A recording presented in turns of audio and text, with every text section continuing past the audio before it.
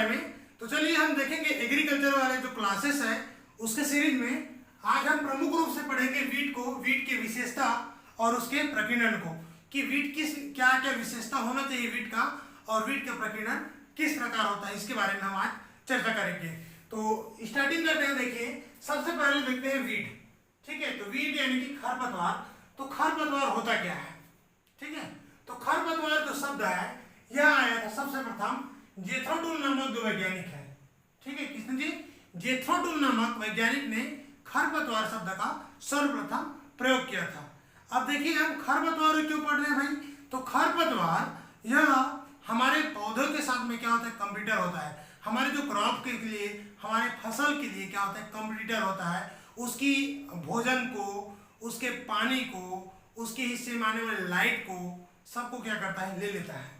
ठीक है, अधिकांश भाग को क्या होता है? उसी की भी क्या होता है? वेस्ट हो जाता है। यानी कि हम खेती करते हैं, उस खेत में हम जितने भी खाद डालते हैं, पानी डालते हैं, और जो सनलाइट है उसका मैक्सिमम हिस्सा को क्या करता है? खरपतवार है वो अपने हिस्से में ले लेता है, जिससे हमारी क्या है? फसल की उत्पादकता है वो प्रभावित होती है। इसीलिए खरपतवार का बारे में जानकारी और उसका प्रबंधन होना बहुत जरूरी है। ठीक है, तो चलिए हम सबसे पहले देखते हैं खरपतवार के बारे में। तो खरपतवार क्या होता है?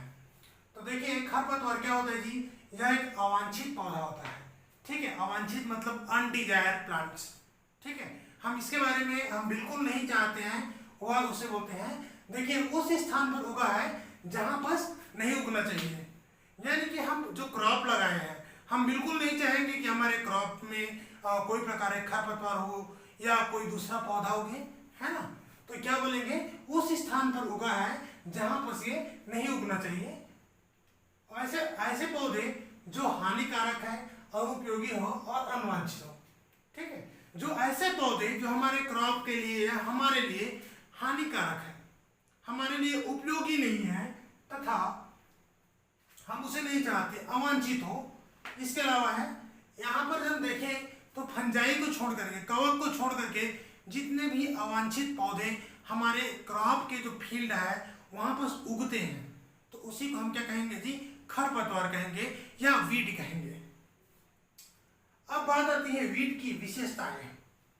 तो वीट की विशेषताएं तो देखेंगे कैरेक्टरिस्टिक्स ऑफ वीट। तो वीट के बारे में हम बात करें तो देखिए इसके जो प्रमुख जो हम विशेषता है इसे हम क्या है? हाईलाइट करके पढ़ेंगे, क्योंकि अभी जो कंपटीशन एग्जाम में पूछ देगा कि feature of the given of the not character of wheat, है ना, कि जो कौन से इनमें से कौन है जो क्या खरपतवार के लक्षण नहीं है करके।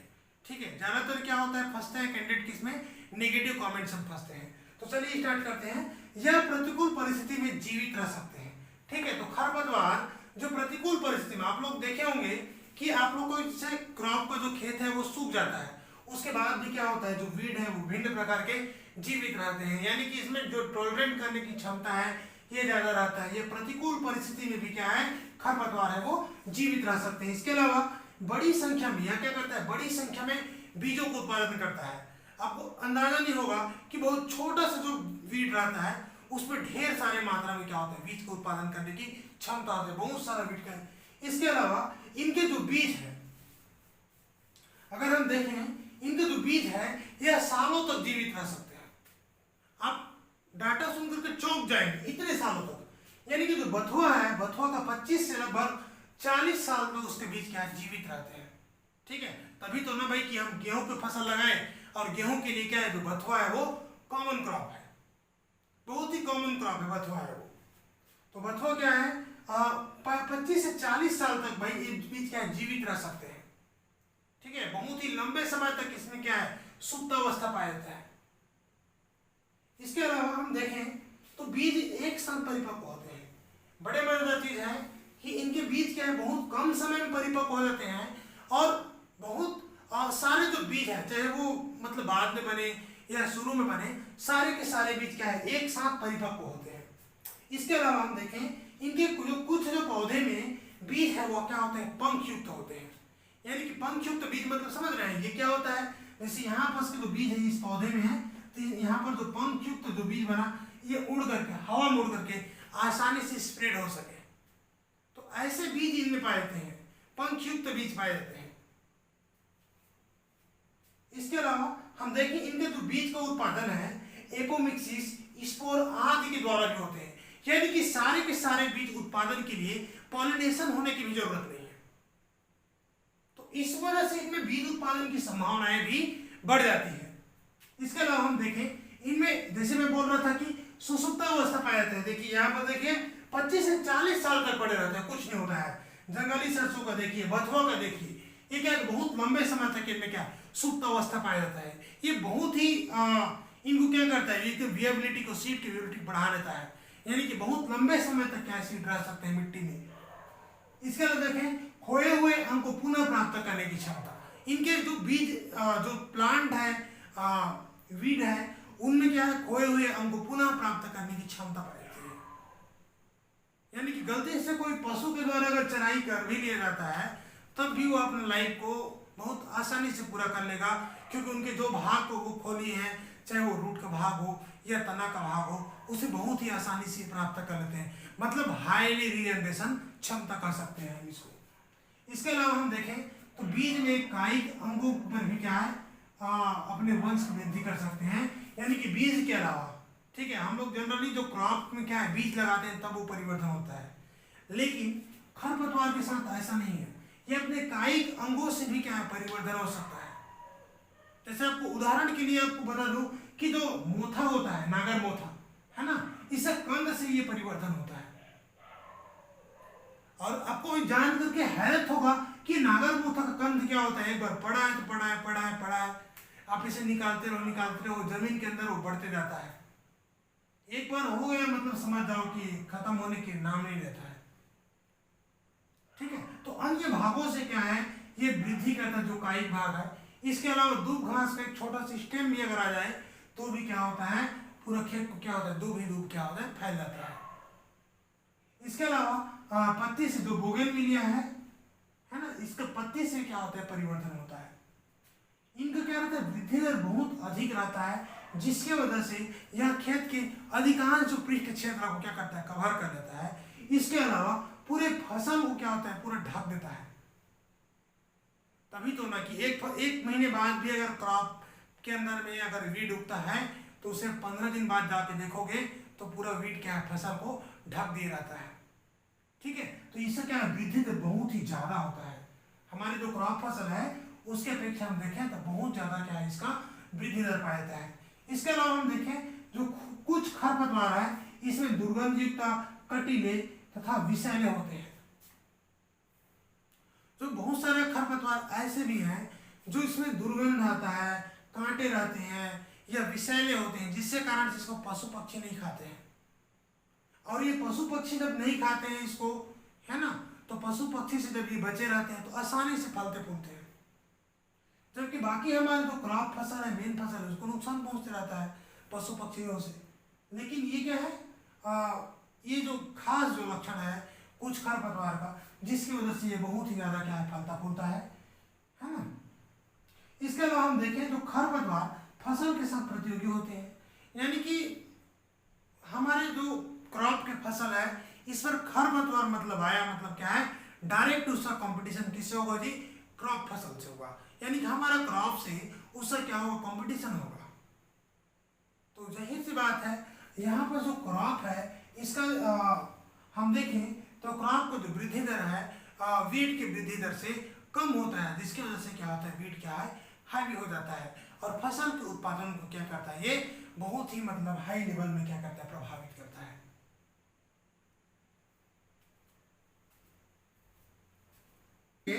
गुणन एवं प्रकीर्णन के बारे में वीट के, तो इसका जो मल्टीप्लिकेशन होता है वीट का, अगर हम देखें तो यह अपना जो प्रसार ये क्या करता है, बहुत तेजी से करता है।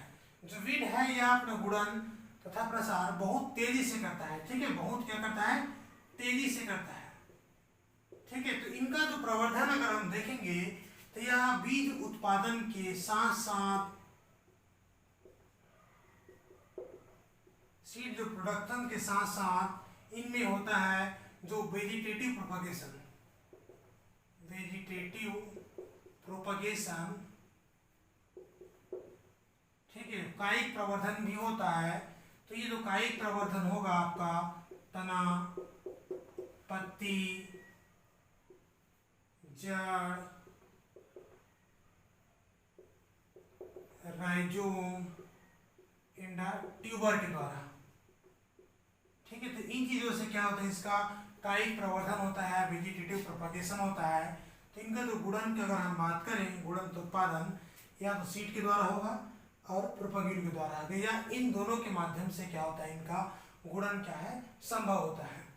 हम इसमें देखेंगे इसका जो प्रकीर्णन की बात करें, किस प्रकार से इसका जो सीड है या अन्य भाग है वह एक स्थान से दूसरे स्थान प्रकीर्णित होकर पहुंचता है।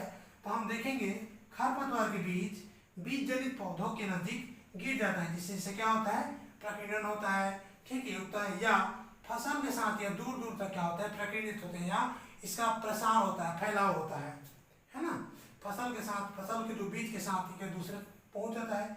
इसके अलावा फसल को छोड़कर अन्य साधनों से भी इसका क्या होता है, प्रकीर्णन होता है। अगर इसके देखेंगे तो खरपतवार क्या है, फसल के अलावा अन्य साधनों से भी इसका प्रकीर्णन होगा। चलिए हम देखेंगे जो खरपतवार के एक स्थान से दूसरे स्थान पहुंचने के विभिन्न अगर हम साधन की बात करें कि खरपतवार किन किन साधनों से क्या होता है, एक स्थान से दूसरे स्थान में पहुंचता है।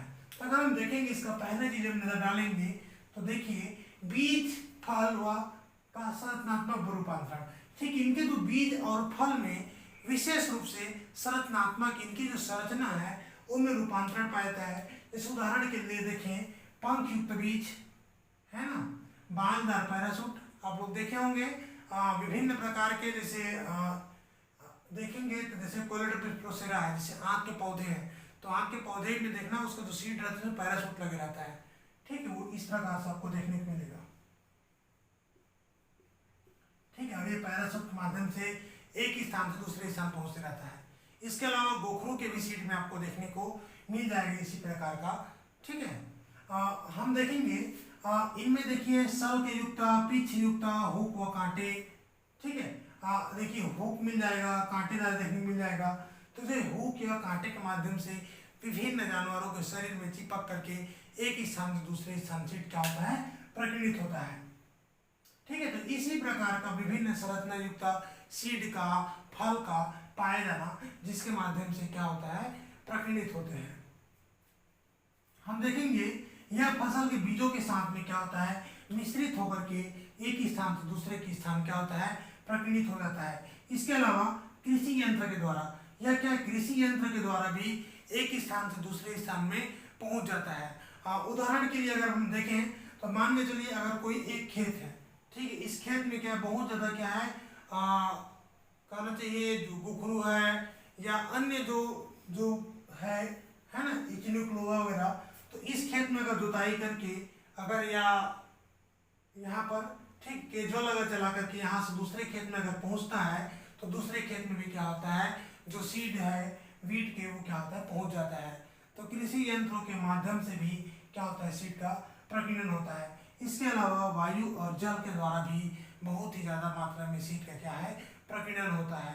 अगर इस खेत में देखिए बहुत ज़्यादा मात्रा में क्या है, वीड है, और इसका जब हवा चलेगा तो इस खेत में निश्चित रूप से पहुंचेगा, या जल धारा के साथ में भी तैरते हुए इसका सीड क्या होता है, प्रकीर्णित होता है। इसके अलावा पशु पक्षी में जैसे मैं यहाँ पर बताया कि विभिन्न जो माध्यम से जो रहता है, सीड रहता है, वह पशु पक्षियों के द्वारा भी प्रकीर्णित हो जाते हैं। इसके अलावा हम देखें नर्सरी के द्वारा, हम नर्सरी से जो प्लांट लेके आते हैं तो उस प्लांट के साथ में भी क्या है, जो खरपतवार है वो प्रकीर्णित होता है।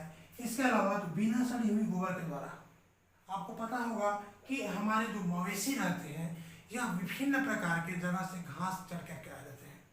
ठीक है, और उसे गोबर को अगर हम इस्तेमाल करते हैं, ठीक है, और वो बिना सड़ा हुआ है, अच्छा से सड़ा नहीं रहता है, तो खरपतवार होने की संभावना ज़्यादा रहता है। ठीक है, आप लोग देखे होंगे अक्सर ग्रामीण इलाका में खेत में क्या करते हैं, बीच बीच में गोबर खाद डालते हैं इस प्रकार से। ठीक है, तो जहाँ जहाँ पर गोबर खाद डाले रहते हैं, ठीक है, वहाँ पर क्या होता है, जो इचिनोक्लोआ है, सवाबंद है, वो क्या होता है, बहुत ज़्यादा मात्रा में ग्रो करता है। ठीक है, तो इसी का परिणाम बिना सड़ी हुई गोबर का परिणाम है। इसके अलावा हम देखें बाहर से आयात करने पर, अगर हम बाहर से कोई सीड आयात करते हैं तो जाहिर सी रूप से उसमें संभावना है कि विभिन्न प्रकार के जो वीट का भी सीड उसमें प्रसारित होने की संभावना रहता है।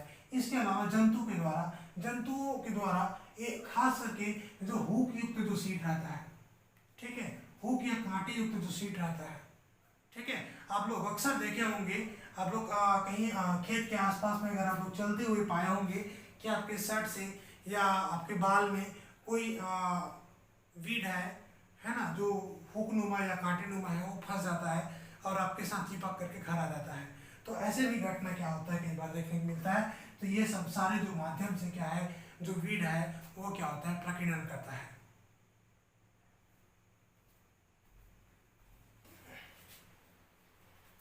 हम नेक्स्ट देखेंगे साथियों विभिन्न फसलों में उगने वाले प्रमुख खरपतवार, ठीक है। तो यहाँ हम देखेंगे जो विभिन्न फसल में कौन कौन से खरपतवार उगता है, उससे क्या जो संबद्धता है, किस प्रकार से जो खरपतवार है कौन कौन से जो फसल में उगते हैं। यहाँ साथियों हर बार क्या है, क्वेश्चन पूछे जाते हैं तो थोड़ा सा कॉम्प्लिकेटेड जाएगा, आपको जो साइंटिफिक नेम वगैरह के आधार पर पूछ देते हैं कई बार, है ना, तो थोड़ा सा इसमें विशेष रूप से ध्यान दीजिएगा।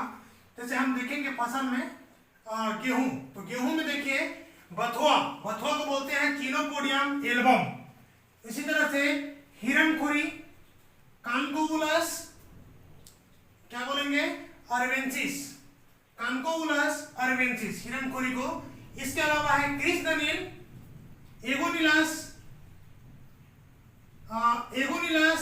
अरवेंसिस। इसके अलावा हम देखेंगे अकरी को बोलेंगे विशेष हटाइवा, गेहूं के मामा को बोलेंगे फेलेसिस माइनर, है ना, याद रखिए गेहूं के मामा क्या बोलेंगे, फेलेसिस माइनर, ठीक है। आप एक बार और रिमाइंड कर लीजिएगा, चिनोपोडियम एल्बम, हिरणखुरी बोलेंगे कानकोबुलस अरवेंसिस, इसके अलावा कृष्णनील, अरवेंसिस, अकरिक बोलेंगे विशेष हटाइवा, गेहूं के मामा बोलेंगे फेलेरिस माइनर। इसी प्रकार देखिए रबी की जो दलहनी एवं तिलहनी फसलें में कौन कौन से जो क्रॉप जो वीड है वह लगते हैं। इनमें देखिए प्याजी, है ना, प्रमुख वीड है प्याजी दिखता है, इसको बोलते हैं एस्कोडिलस टेन्यूफेलिस, प्याजी में लगते हैं। इसके अलावा पोहली को बोलेंगे कांथेमस ऑक्सिकेंथा, जंगली मटर लेथ्रा सडाइवा, बंसोया क्यूमेसिडिया पकीफ्लोरा, अकरी को बोलेंगे अकरी, बथुआ और हिरणखुरी, है ना, रिमाइंड कर जाइएगा। प्याज एस्कोफोलिया टेन्सुफिलियस, पोली कांथेमस ऑक्सिकेंथा, जंगली मटर लेथ्रा सडाइवा, बंसोया क्यूमेरिया पकीफ्लोरा। इसके अलावा जैसे अकरी, बथुआ, हिरणखुरी, जैसे इधर हम क्या इसका साइंटिफिक नाम को रिमाइंड किए। इसके अलावा हम नेक्स्ट हम देखेंगे धान में, है ना, ये भी ग्रेमिनी का है। हम देखिए इसमें ऊपर में क्या है, ग्रेमिनी को लिखे हैं, फिर उसको दलहनी को लिखे हैं। तो धान में देखिए ये जो खरीफ फसल है, खासकर धान खरीफ और रबी दोनों में हमें मिलता है ना। तो धान को देखिए, धान में हम देखेंगे, धान में सवा जिसे बोलते हैं इकाइनोक्लोआ कोरोना, कोदोम बोलेंगे एल्यूकिनस इंडिका, कोदो क्या बोलते हैं, एल्यूकिसिकन इंडिका, कनकोवा। इसके अलावा कनकोवा, कोमेलिना बिंधालेंसिस, जंगली जूट कार्कोरस इक्यूटेंगुलस, मेथा को बोलेंगे साइप्रस। तो क्या क्या है जी, सवा, इकाइनोक्लोआ कोरोना, कोदो, एक्यूलिसर इंडिका, कनकोवा, केमेलिना बिंथालेंसिस, जंगली जूट कार्कोरस इक्यूटेंगुलस, मेथा साइप्रस, है ना। इसी प्रकार सब चीज को क्या है, रटते जाइएगा।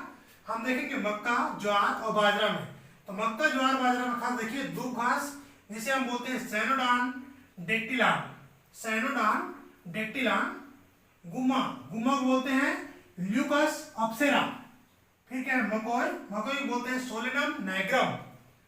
इसके अलावा इनमें कनकोवा, जंगली जूट, सफेद मुर्ग, समा, मोथा आदि, है ना। तो दो घास सैनोडान डेक्टिलान, गुम्मा, ल्यूकस अप्सेरा, मकोई, सोलेनम नाइग्रम, कनकोवा, जंगली जूट, सफेद मुर्ग, समा, मोथा आदि क्या है, मक्का, ज्वार, बाजरा में पाए जाते हैं।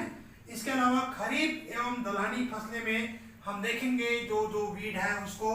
तो देखिए महकुआ, महकुआ को बोलते हैं एजीरेटम कोनिज्वेंटस, है ना, स्क्रीनशॉट ले लीजिएगा साथियों, है ना। इसके अलावा क्या वीडियो को लाइक करना मत भूलिएगा, है ना। तो क्या बोलते हैं खरीफ फसल में देखिए महकुआ, महकुआ बोलते हैं एजीरेटम कोनिज्वेंटस। इसके अलावा देखेंगे हजारदाना को फाइलेंथस निरूरी, हजारदाना क्या बोलते हैं जी, फाइलेंथस निरूरी। दूधी यूफोर्बिया हिरिटा, दूधी क्या बोलते हैं, यूफोर्बिया हिरिटा। इसके अलावा इनमें कनकौवा, सफेद मुर्गा, सवा, मोथा आदि। एक बार फिर रिमाइंड कीजिएगा, महकुआ, एजरेटम कोन्जॉइटस, हजारदाना, फाइलेंथस निरूरी, दूधी यूफोर्बिया हिरिटा। इसके इनमें है कनकौवा, सफेद मुर्गा, सवा, मोथा आदि। ये जो ग्रासेस है किनमें पाए जाते हैं, खरीफ दलहनी एवं तिलहनी फसलें में पाया जाता है। तो साथियों क्लासेस को आप लोग ज़्यादा से ज़्यादा क्या है लाइक करिए, क्योंकि आप लोग को अगर यूजेबल लगता है तो लाइक करें। अगर आपको लगता है कि क्लासेस बेकार है डिसलाइक भी कीजिएगा, लेकिन क्या है जो गलती है उसे आप नीचे में लिखिएगा भी, है ना, क्योंकि काफ़ी मेहनत के बाद में क्या है लेक्चर तैयार होता है ना। आप लोग के लिए ज़्यादा से ज़्यादा क्या है यूजेबल बनाने के लिए, है ना। तो नीचे में आप लोग कमेंट करें आप लोग को लेक्चर कैसे लगता है मेरा, है ना। और लेक्चर को ज़्यादा से ज़्यादा आप लोग शेयर कीजिए। हमारे नए व्यूअर है वो क्लास को सब्सक्राइब करें, बेल आइकन को जरूर क्लिक करें, ताकि आपको क्या है नया वीडियो का नोटिफिकेशन मिलता रहे, है ना। क्योंकि आप लोग को क्या है जो लाइक्स क्या है साथियों कम आता है, जिसके वजह से आप लोग तक क्या है नोटिफिकेशन पहुँचता नहीं है ना। कभी कभार इक्का दिन को छोड़ करके मेरा क्लासेस आप लोग को तक डेली अपलोड होता है, जिसके सीरीज में आप लोग को देखने को मिल जाएगा फॉरेस्ट्री के क्लासेस। फॉरेस्ट्री लगभग हमारा 65 से 70% जो कोर्सेस है फॉरेस्ट्री का कंप्लीट हो चुका है। इसके अलावा हम देखें तो एग्रीकल्चर भी काफ़ी पोर्शंस हो गया है, 12-13 क्लासेस। और हम आगे जो पोर्शंस है जिसको बायो और एग्रीकल्चर मिला करके उससे कंप्लीट करेंगे। बायोलॉजी का मैक्सिमम क्लासेस 50% लगभग बायो का भी हो चुका है। जो मेरा क्लासेस आपको बायो का जो प्लेलिस्ट है वहाँ मिलेगा। इसके अलावा आपको जो CGPSC मेंस एग्जाम का जो प्लेलिस्ट है वहाँ भी आपको क्या बायोलॉजी का क्लासेस मिल जाएगा। तो आज के लिए साथियों इतना ही। Thank you, thank you, thank you.